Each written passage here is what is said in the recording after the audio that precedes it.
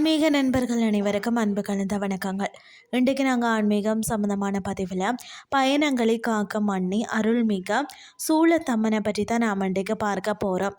நெரிசலான மேட்டுப்பாளையம் சாலையில் பார்த்தீங்கன்னா மனத்திற்கு அமைதி தரக்கூடிய ஒரு சக்தி தலம் தான் கோயம்புத்தூரில் பார்த்தீங்கன்னா தொம்பம்பட்டியில் எழுந்தருளி உள்ள அருள்மிக சூளத்தம்மன் திருக்கோயிலின் சிறப்புகளை நாம் தெரிஞ்சு கொள்ளலாம் வாங்க.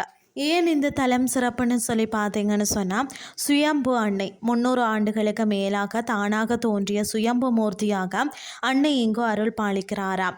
4 திசை தரிசனம்னு சொல்லப்படுகிறது.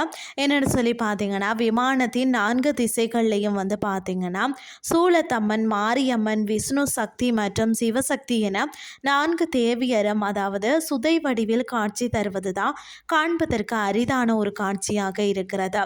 அது மட்டும் இல்லாமல் கோயில் நடை சாத்தப்பட்டிருக்கும் நேரத்திலேயும் பக்தர்கள் அம்மனை தரிசிக்கும் வகையில் தான் சிறப்பான வசதியும் செய்யப்பட்டுள்ளதாம். வெளியூர் அல்லது நீண்ட தூர பயணம் மேற்கொள்கிறவங்க இங்கே கைப்புறமேற்றி வழிபட்டு சென்றாலே விபத்துகளின்றி பாதுகாப்பாக திரும்புவார்கள் என்பது ஐதீகமாக இருக்கிறது. மற்றது தொலைந்த பணம் திரும்ப கிடைக்கவும் வெளிநாட்டு வேலைவாய்ப்பு வேண்டிய ஏராளமான பக்தர்கள் அன்னைக்கு அபிஷேகம் செய்து நேர்த்திக்கடன் செலுத்துகின்றனர்.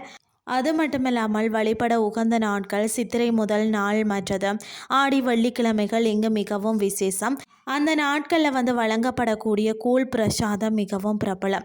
நீங்களும் ஒரு முறை இந்த தலத்திற்கு சென்று அம்மனின் அருளை பெற்று வாருங்கள். அருள்மிகு சூளத்தம்மன் திருக்கோயில் பார்த்தீங்கன்னா தொப்பம்பட்டி மேட்டுப்பாளையம் சாலை கோயம்புத்தூரில் அமைந்திருக்கிறது.